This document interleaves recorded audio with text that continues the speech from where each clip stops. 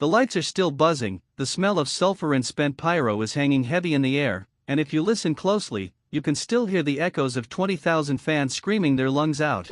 We just witnessed one of the most grueling, career-shortening elimination chamber matches in the history of this business, a literal war of attrition that saw bodies fly off pods and cold steel meet human bone. But while the record books will officially show one woman standing tall in the wreckage, the real story didn't happen until the cameras were supposedly about to cut away. Just when Rhea Ripley thought she had secured her destiny, the very ground beneath the arena shifted. Tonight, on Wrestling Impact, we are breaking down every agonizing, heart-pounding second of the moment the world stopped spinning, the massive, high-stakes confrontation between the new #1 contender, Rhea Ripley, and the dominant, untouchable WWE Women's Champion, Jade Cargill. To really grasp the weight of this moment, you have to look at Rhea Ripley in the center of that ring right after the final pinfall. She is a physical mess. Her gear is torn, there's a dark purple welt forming on her shoulder from a high-speed collision with the plexiglass, and she's gasping for air like someone who just escaped a sinking ship. She didn't just win a match, she survived a hellscape.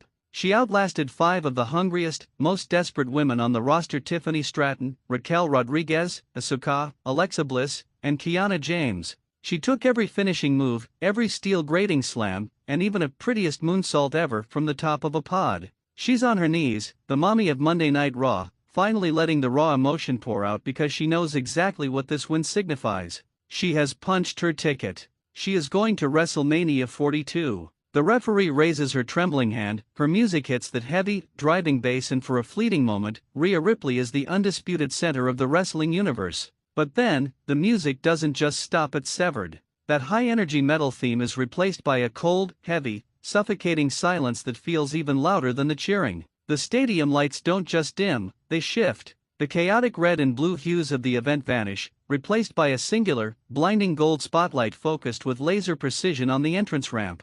And there she is, Jade Cargill, the champion. She isn't in wrestling gear, she's dressed like a global mogul who just bought the entire building out from under us. She's draped in a custom, floor-length trench coat, and she's holding the WWE Women's Championship slung over her shoulder like it's a casual accessory she picked up on her way out the door. She isn't rushing. She isn't screaming. She is simply walking down that ramp with a look of pure, filtered disdain for everything Rhea Ripley just went through. It's the walk of someone who didn't have to break a sweat to stay at the top. The crowd reaction is a physical force you can feel through the screen. Half the building is still chanting for Rhea, fueled by the adrenaline of her victory, while the other half is standing on their chairs, mouths agape, just to get a glimpse of Jade's presence. You have to understand the gravity of this. These two have been like ships passing in the night for over a year. Two titans of the industry kept on separate brands, separate paths, and separate pedestals by design. We've teased it. We've tweeted about it.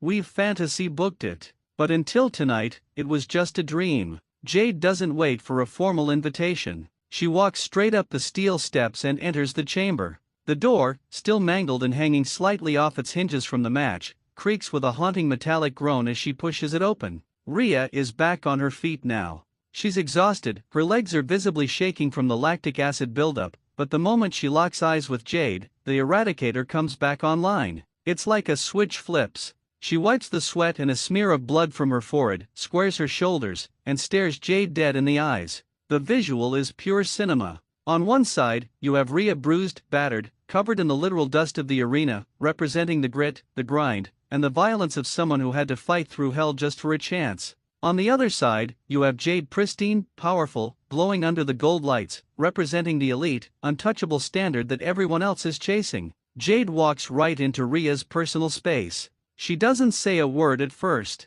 The cameras zoom in, and you can see the steam rising off Rhea's skin in the cold air. Jade slowly, almost mockingly, unbuttons her coat to reveal the title belt, then holds it up right between their faces. The tension is so thick you could carve it with a knife. Rhea doesn't back down an inch. She leans in, their foreheads almost touching, and you can see her jaw set so tight it looks like stone. Jade finally breaks the silence, and she doesn't even need a microphone. The arena has gone so deathly quiet that her voice echoes off the empty pods. She looks at the wreckage around the ring, the shards of broken glass, the dented floorboards, and then looks back at Rhea with a smirk that could freeze water. She says, "You worked really hard tonight, Rhea. Truly. I watched the whole thing from my luxury suite. I saw the struggle.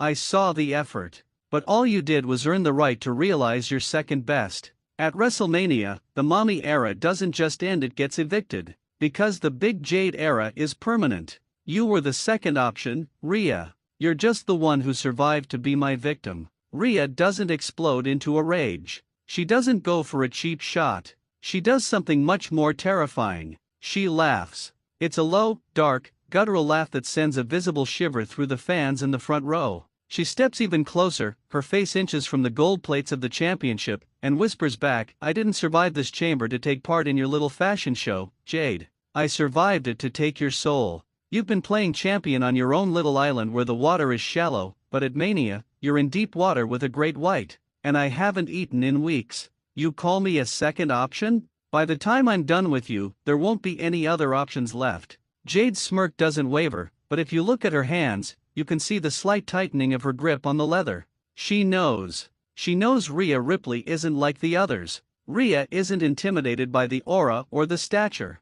Jade doesn't shove her, she doesn't throw a punch. She simply taps the title belt against Rhea's chest 1, 2, 3 times, a gesture of "hold this thought for April," and then she does the unthinkable. She turns her back. It's the ultimate sign of disrespect in this business, turning your back on the most dangerous woman in the WWE. But that's the confidence of Jade Cargill. She knows Rhea won't strike tonight. Not because she can't, but because Rhea is too proud. Rhea wants Jade at 100%. She wants the champion at her absolute peak, so there are no excuses, no what-ifs, and no way out when the crown finally changes heads in Las Vegas. As Jade exits the cage, the cameras catch a glimpse of the locker room reaction on the big screen. We see the rest of the women's division watching on monitors backstage, and the look on their faces is a mix of awe and genuine fear. The landscape didn't just change tonight, it was demolished and rebuilt in 5 minutes. This isn't just a title match anymore, it's a collision of 2 different philosophies of what it means to be a legend.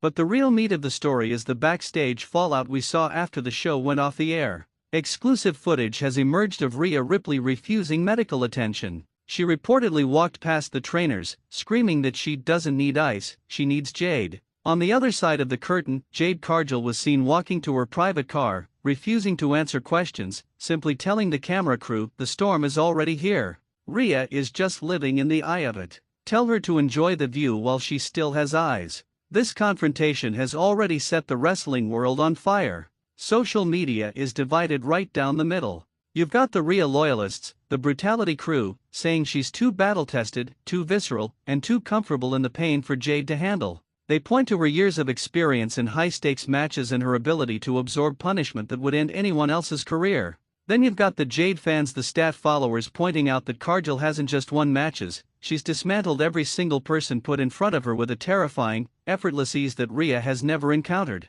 They argue that Rhea has never faced anyone with Jade's specific combination of raw strength, elite athleticism, and psychological dominance. Think about the stakes here. For Rhea Ripley, this isn't just about the title. It's about her legacy as the alpha of the division. She's the woman who made the nightmare a reality, the woman who took over the Judgment Day and stood as the most feared individual in the company. If she loses to Jade, she isn't just a former champion, she's a footnote in the rise of a new queen. For Jade Cargill, this is the ultimate litmus test. She has had the hype, the looks, and the undefeated streaks, but she hasn't had that WrestleMania moment against a generational talent like Rhea. If she wins, she enters the pantheon of the greatest of all time instantly. She won't just be the champion, she'll be the one who broke Mami. The history of these two is fascinating. They've teased this encounter at the Royal Rumble, they've traded jabs on social media, and they've been positioned as the 2 pillars of their respective brands. Many fans felt this match was too big to happen anywhere other than the main event of WrestleMania. Tonight, the WWE made it official. The road to WrestleMania 42 is now a straight line through the hearts of these 2 titans. What we saw tonight wasn't just a promo. It was a declaration of total war. The road to WrestleMania is no longer a winding path, it's a straight, high-speed line between these 2 women. No distractions, no mid-card feuds, no excuses. Just the Eradicator versus the Storm. It's a battle between the woman who was born for this business and the woman who was built for this business. It's Rhea's chaos versus Jade's precision. So, Impact family, we have to put it to you, whose side are you on? Did Rhea's Iron Woman performance in the chamber prove she's ready to reclaim the throne, or did Jade's composure and absolute presence tonight show that she's operating on a level Rhea simply hasn't reached yet? Can brutality actually overcome greatness when the lights are the brightest in Allegiant Stadium? Is Jade Cargill truly untouchable, or has she finally invited a nightmare she can't wake up from? Drop your predictions in the comments right now. We want to see the debate. Do you think WrestleMania ends with a Riptide or a Jaded? Who do you think showed more dominance in that Staredown?